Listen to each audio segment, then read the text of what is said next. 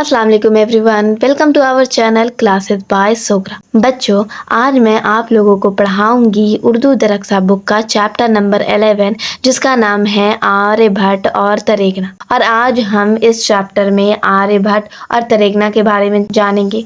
आर्यभट्ट वो शख्स हैं जिन्होंने शून्य की खोज की, जिन्होंने बताया कि जमीन गोल है, और आर्यभट्ट ही हैं जिन्होंने सूर्य ग्रहण और चंद्र ग्रहण के बारे में हमें बताया। और आज इस चैप्टर में हम आर्यभट्ट और तरेगना के बारे में बात करेंगे। ये जो चैप्टर है वो एक मजमून है, मतलब इसमें मजमून लिखा गया है आर्यभट्ट और तरेगना पर। तरेगना एक जगह है जो आगे हम समझेंगे और जानेंगे। और आज ये जो चैप्टर है आर्यभट्ट और तरेगना, इसके अंदर बहुत सारे टॉपिक है पढ़ने के। पहला तो आर्यभट्ट के बारे में पढ़ेंगे, उनकी जीवनी, फिर आर्यभट्ट की जो खिदमात है, फिर तरेगना की जोग्राफिया अहमियत को जानेंगे, फिर 2009 का सूरज ग्रहण और तरेगना के बारे में जानेंगे, सूर्य ग्रहण और चंद्र ग्रहण के बारे में जानेंगे। ये चैप्टर काफ़ी इम्पोर्टेंट है परीक्षा के लिहाज से, और ये चैप्टर हमें एक ऐसे साइंसदान के बारे में पूरी तफसील जानकारी देता है जिन्होंने शून्य की खोज की और सूरज ग्रहण और चंद्र ग्रहण के बारे में हमें बताया। बिना टाइम वेस्ट किए इस चैप्टर की शुरुआत करते हैं। तो हिंदुस्तान के अहद कदीम तारीख में गुप्त दौर को सुनहरा दौर कहते हैं। मतलब हिंदुस्तान के अहद कदीम, अहद का मतलब होता है ज़माना, कदीम का मतलब पुराना। तो हिंदुस्तान के पुराने ज़माने की तारीख में, मतलब इतिहास में, गुप्त दौर को सुनहरा दौर कहते थे। ये क्वेश्चन ऑब्जेक्टिव में उठता है कि हिंदुस्तान के अहद कदीम की तारीख में गुप्त दौर को क्या कहा जाता था। मतलब चंद्रगुप्त मौर्य के दौर को सुनहरा दौर कहा जाता है, क्योंकि इस दौर में शिक्षा, साहित्य, ज्ञान, फिर व्यापार, शासन क्षेत्र, हर चीज में काफी प्रगति हुई थी, विकास हुआ था, तरक्की हुई थी, इसलिए गुप्त दौर को सुनहरा दौर कहते हैं। अब आगे, इस दौर के जो हुक्मरान थे इल्म दोस्त और इंसाफ पसंद थे। ये जो दौर था गुप्त दौर, जिसे हम सुनहरा दौर कहते थे, इस दौर में जो हुक्मरान थे, हुक्मरान का मतलब होता है शासक, जो शासन करने वाला, वो इल्म दोस्त था और इंसाफ पसंद थे। इल्म दोस्त मतलब इल्म में दिलचस्पी रखने वाले, और इंसाफ पसंद मतलब इंसाफ को पसंद करने वाले। इसीलिए इस दौर को सुनहरा दौर भी कहते हैं, ये कह सकते हैं, क्योंकि ये इस दौर के जो हुक्मरान थे, शासक थे, वो इल्म में दिलचस्पी लेते थे और इंसाफ को पसंद करते थे। अब आगे, इस दौर में बड़े बड़े साइंसदान भी थे। मतलब जब ये सुनहरा दौर चल रहा था तो इस दौर में बड़े बड़े साइंटिस्ट भी मौजूद थे, जैसे में आर्यभट्ट, और एक और आता है पाइथागोरस। तो आर्यभट्ट जैसे अजीम साइंसदान का भी ताल्लुक इसी दौर से था। मतलब गुप्त दौर को सुनहरा दौर कहते हैं। तो सुनहरा दौर का जब वक्त था, जिस वक्त सुनहरा दौर चल रहा था, तो उस वक्त आर्यभट्ट जैसे अजीम, मतलब महान साइंटिस्ट का भी ताल्लुक इसी दौर से था। मतलब आर्यभट्ट भी इसी दौर से ताल्लुक रखते थे। वह अपने वक्त का अजीम माहिर इल्म नजूम, इल्म रियाजी और इल्म अलजबर था। मतलब आर्यभट्ट अपने वक्त के एक अजीम माहिर इल्म नजूम, मतलब कि एक अजीम महान विशेषज्ञ थे। किस चीज़ के? इल्म नजूम के, इल्म रियाजी के और इल्म अलजबर के। मतलब इल्म नजूम का मतलब होता है खगोल विज्ञान, इल्म रियाजी का मतलब होता है मैथ, और इल्म अलजबर का मतलब होता है अलजेब्रा या बीज गणित। इन तीनों विषय में काफ़ी माहिर थे आर्यभट्ट। आर्यभट्ट को इन चीज़ों के बारे में काफ़ी नॉलेज था। इन तीनों सब्जेक्ट के वो विद्वान थे, वो वैज्ञानिक थे, गणितज्ञ थे, उनको तारों और ग्रहों का ज्ञान था।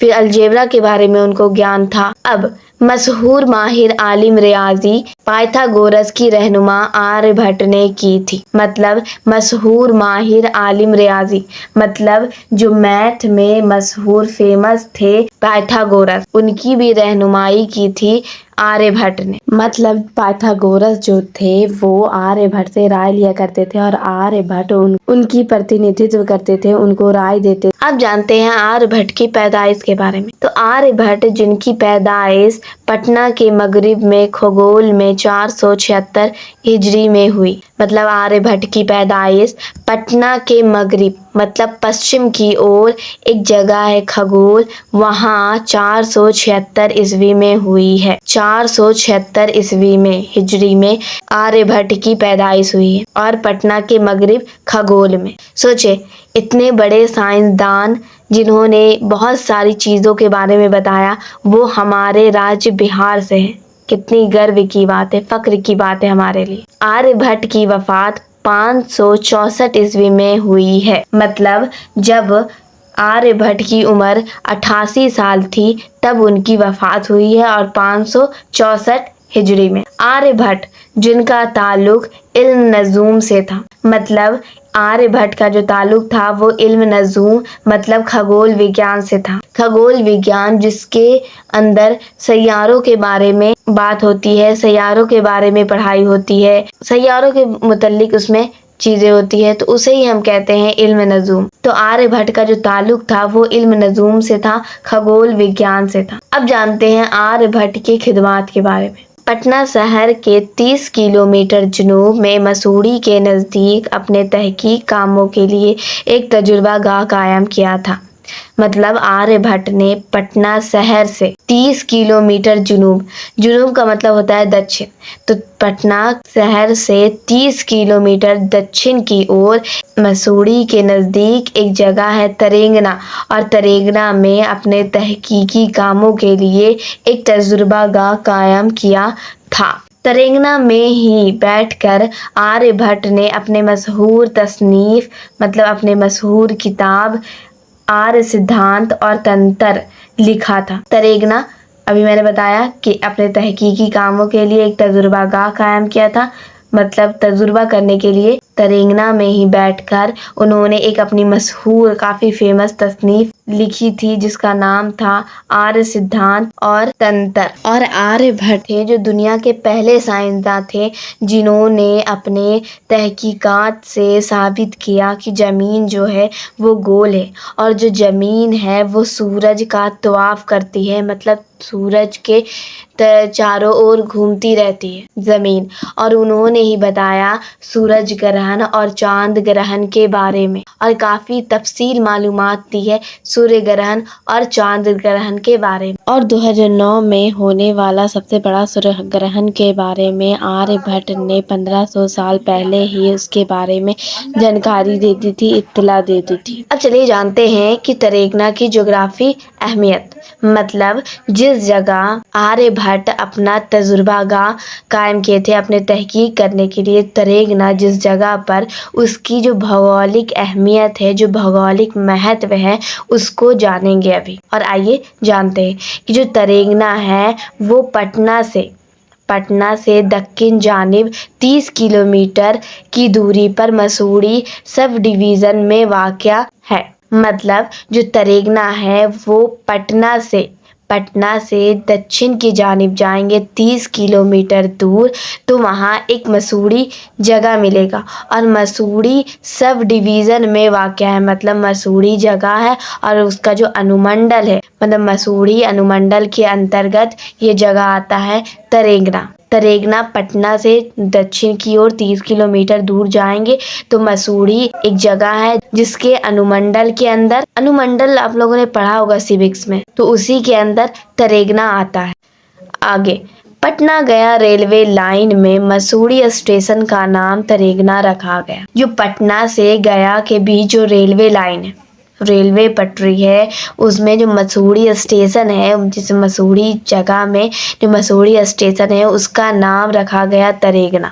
अब एक सवाल ये आता है कि आर्यभट्ट ने तरेंगना को ही अपना तजुर्बागाह क्यों चुना? अपने तहकीक के लिए, अपने रिसर्च के लिए तजुर्बागाह तरेंगना को ही क्यों चुना? क्योंकि आर्यभट्ट थे वो इल्म नजूम थे, मतलब उनकी जो दिलचस्पी थी वो खगोल विज्ञान में ज़्यादा थी।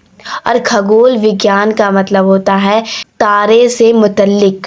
खगोल में तारों के बारे में, सैयारों के बारे में ज़्यादा पढ़ाई होती है, ज़्यादा मालूमात खगोल विज्ञान से ही होती है। तो खगोल विज्ञान जो था उनका मेन सब्जेक्ट भी बोल सकते हैं तो उसी वजह से उन्होंने तरेगना को अपना तजुर्बागाह चुना, क्योंकि जो तरेगना है वहाँ सालों भर आसमान जो है वो साफ रहता है, उसकी जो फिजा है वो साफ रहती है और यहाँ तारों और सैयारों की जो तहकीक करने में आसानी होती है। और इसी वजह से आर्यभट्ट ने तरेगना को अपनी ज्योग्राफी तहकीक के लिए मुंतखब किया और अपने तहकीक के लिए तजुर्बागाह बनाया। अब तरेगना हिंदी ज़बान का लफ्ज़ है। तरेगना एक हिंदी ज़बान का लफ्ज़ है जिसका मीनिंग होता है तारे गिनना, और शायद इसीलिए इस मुकाम का नाम रखा गया तारे गिनना मतलब तरेगना। और इसी जगह पर बैठकर आर्यभट्ट थे वो तारे और सैयारों के बारे में तहकीक करते थे, उसके बारे में जानकारी हासिल करते थे। फिर आर्यभट्ट ने 60 फीट की बुलंदी पर एक टीला बनाया तारे और सैयारे की जानकारी के लिए।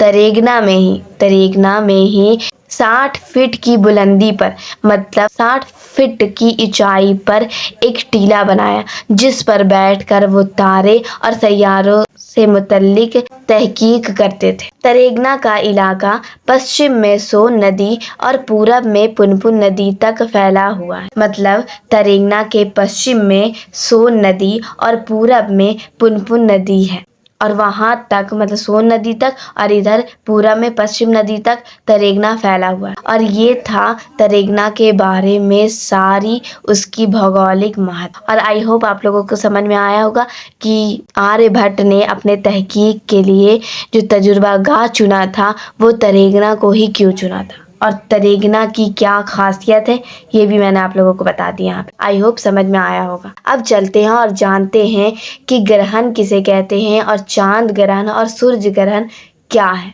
पहले हम ये समझते हैं कि ग्रहण क्या है, ग्रहण किसे कहते हैं। तो ग्रहण एक घटना है, ग्रहण एक वाकया है, और ग्रहण उस वाकया को कहते हैं कि जब किसी सितारे या सैयारे की रोशनी को जज़वी या मुकम्मल तौर से किसी दूसरे सैयारे या किसी दूसरे सितारे के कारण ढक जाती है या उस पे पर्दा आ जाता है, छाया आ जाती है, तो उसे ही हम ग्रहण कहते हैं। या ऐसे भी कह सकते हैं कि कोई भी पिंड किसी दूसरे के सामने आकर उसकी रोशनी पर पर्दा डाल दे, उसे भी हम ग्रहण कहेंगे। दो तरह से मैंने आप लोगों को परिभाषा बता दी। और इस जमीन पर जितने भी लोग हैं, जितने भी प्राणी हैं, जितने भी बासिंदे हैं, उन्हें दो तरह के ग्रहण से वास्ता पड़ता। मतलब हम जितने भी प्राणी हैं इस दुनिया में, इस पृथ्वी पर, हमें दो तरह के ग्रहण से वास्ता पड़ता है। दो तरह के ग्रहण देखने को मिलते हैं।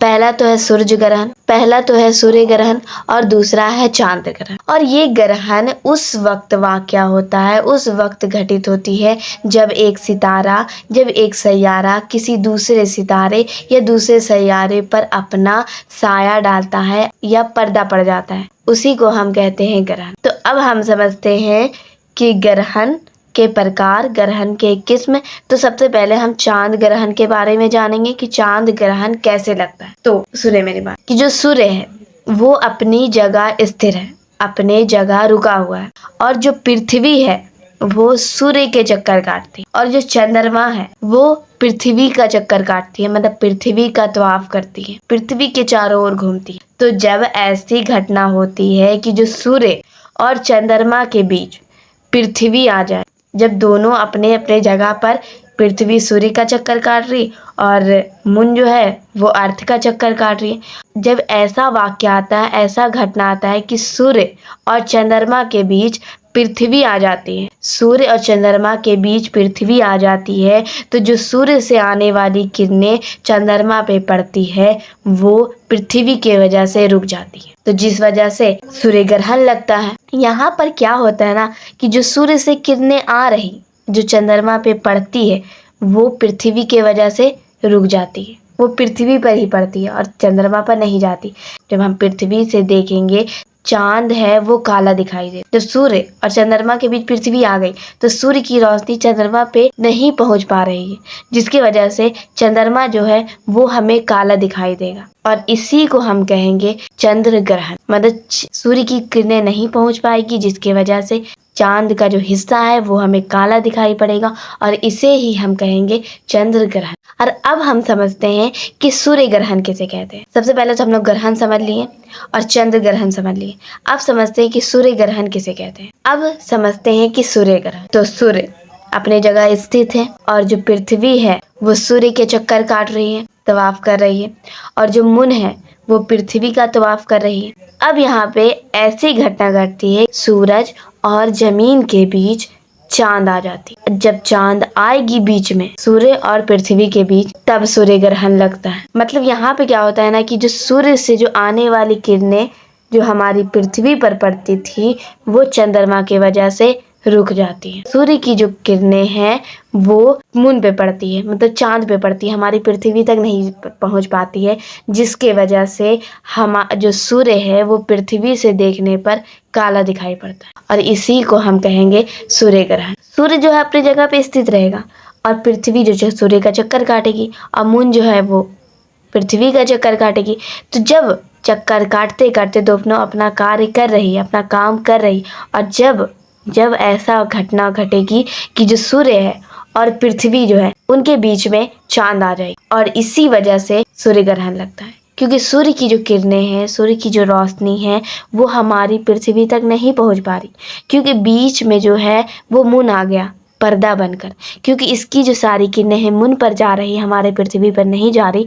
तो इसी ग्रहण की परिभाषा निकलती है कि जब कोई सैयारा या सितारा, जब किसी सैयारा या सितारे पर जज़वी या मुकम्मल तौर पर पर्दा पड़ जाता है, ये मून इनके लिए पर्दा हो गया, तो जिसके वजह से ग्रहण लगता है। तो यहाँ सूर्य ग्रहण किस तरह लग रहा कि जो सूर्य की जो रोशनी है वो हमारी पृथ्वी तक नहीं पहुंच पा रही, जिसके वजह से सूर्य ग्रहण लग रहा है। हम लोगों ने समझ लिया कि ग्रहण किसे कहते हैं, सूर्य ग्रहण किसे कहते हैं, चंद्र ग्रहण किसे कहते हैं। अब समझते हैं कि जज़वी ग्रहण और मुकम्मल ग्रहण, इसे समझते हैं। देखिए, जो ग्रहण होते हैं ना वो दो प्रकार के होते हैं, एक सूर्य ग्रहण, एक चांद ग्रहण। अब जो सूर्य ग्रहण या चांद ग्रहण है वो दो प्रकार के होते हैं, एक होता है जज़वी ग्रहण, एक होता है मुकम्मल ग्रहण। तो मतलब जो सूर्य से जो किरणें हमारी पृथ्वी पर जा रही थी चांद की वजह से रुक गई, तो चांद जो आया वो उसके इन दोनों के दरमियान आ गया, बीच में आ गया, तो जिसके वजह से जो सूर्य से किरणें जा रही थी वो पृथ्वी पे नहीं पहुंच पा रही। लेकिन जो सूर्य से जो किरणें आ रही है मून पे, तो शायद मून थोड़ा यहाँ रहेगा या थोड़ा नीचे रहेगा, तो जिसके वजह से आधी किरणें जाएगी, आधी किरणें नहीं जाएगी, तो जिसके वजह से पृथ्वी से जब हम लोग सूर्य को देखेंगे तो सूर्य जो है वो आधा नजर आएगा। क्योंकि अगर मून जितना सूर्य की किरणें को छेक सकेगी उतना छेकेगी, और जितना सूर्य की किरणें पहुंचेगी, तो जो किरणें नहीं पहुंच पा रही, जो हिस्सा हमें मून की वजह से नहीं दिखाई दे रहा, वो हमें काला दिखाई देगा।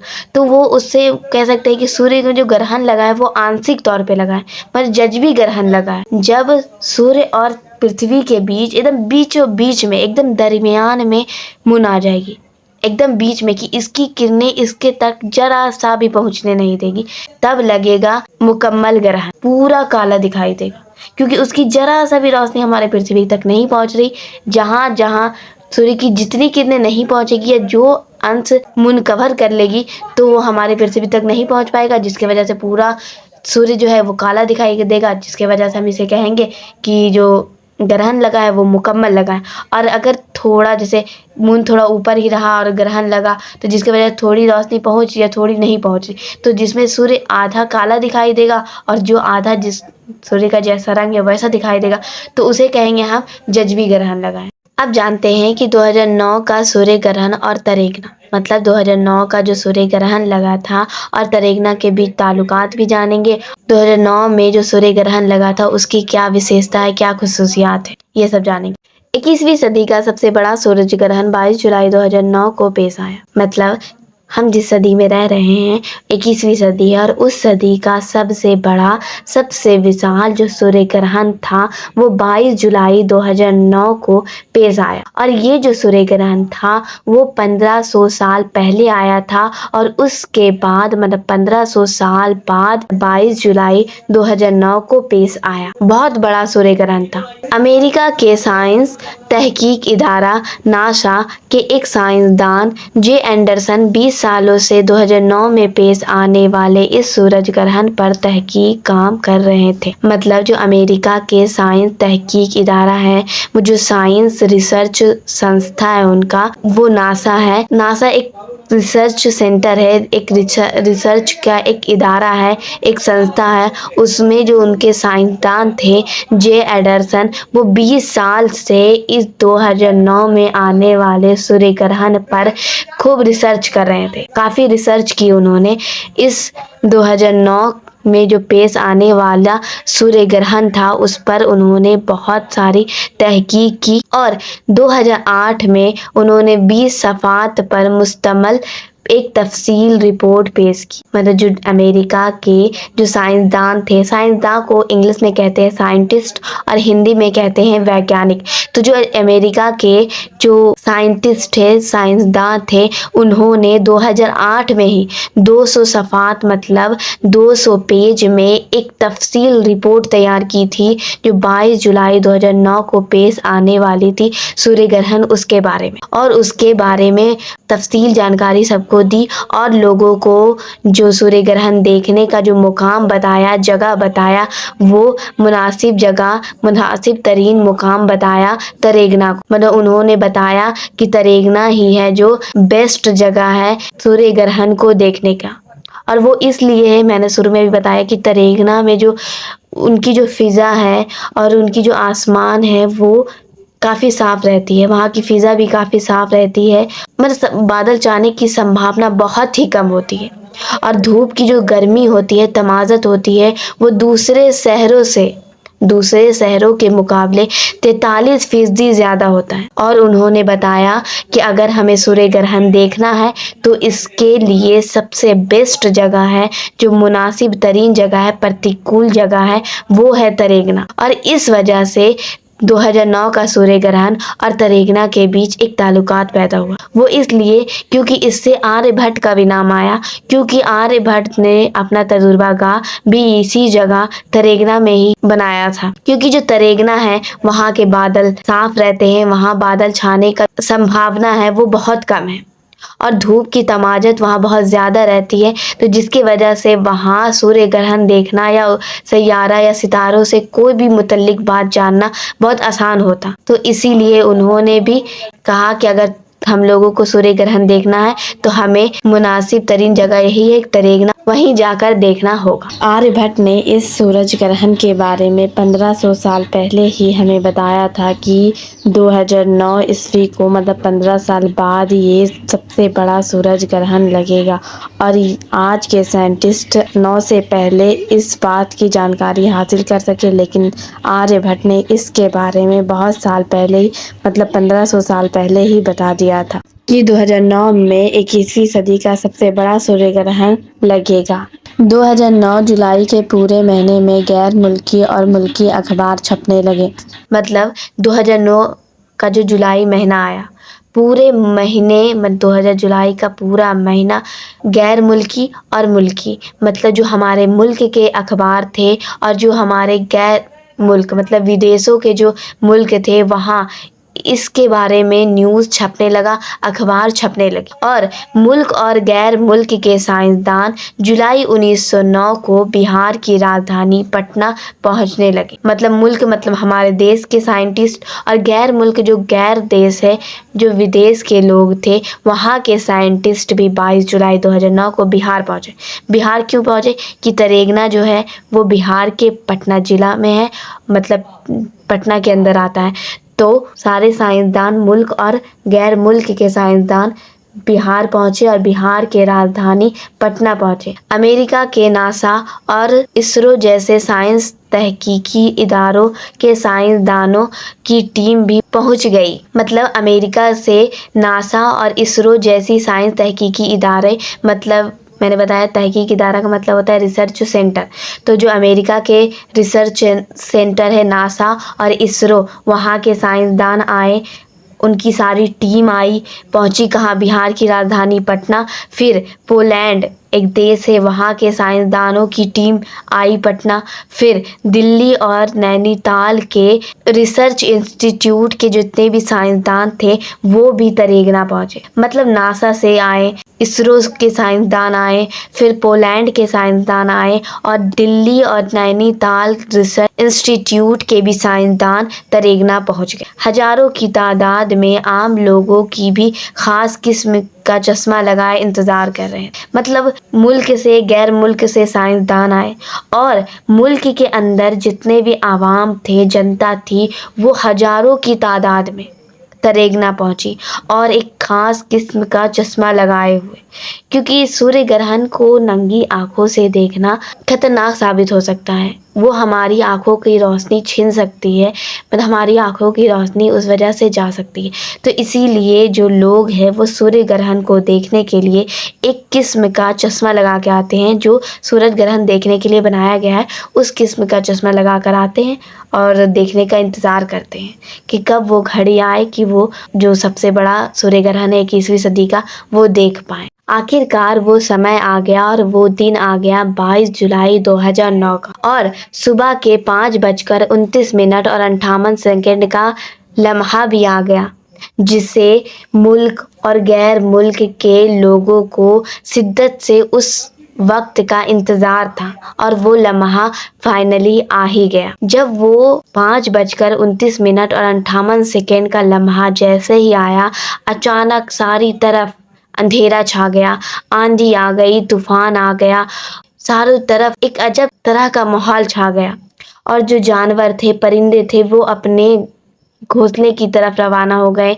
जानवर अपने घरों की तरफ, और सारे जानवर जो थे वो सहम गए। एक अजीब तरह का माहौल सामने आ गया और जो बादल था वो भी छा गया और लग रहा था ऐसा कि रात हो गई है। फिर से रात हो गई, सुबह के 5 बजे फिर से रात हो गई और ऐसा हुआ कि लोग सूर्य ग्रहण को देख ही नहीं पाए, क्योंकि रात हो गया, सूरज ही नहीं दिखाई दिया, जिसकी वजह से सूर्य ग्रहण ही नहीं दिखाई दिया। और जो लोगों को इतनी शिद्दत से उस पल का इंतजार था, उस लम्हा का इंतजार था, वो पूरा नहीं हो सका। अगर हमें फिर से उस सूर्य ग्रहण को देखना है तो उसे वापस देखने के लिए हमें 123 साल का इंतजार करना पड़ेगा। 123 साल, सोचे 2009 से गिने 123 साल कब होता है, उतना दिन हम लोगों को इंतजार करना पड़ेगा। अब हम लोग तो नहीं देख सकते, लेकिन जो हमारी आने वाली पीढ़ी है वो जरूर देख पाएगी ऐसे सूर्य ग्रहण। और जो मुल्क और गैर मुल्क के जितने भी साइंसदान आए थे, जो आम लोग आए थे हजारों की तादाद में,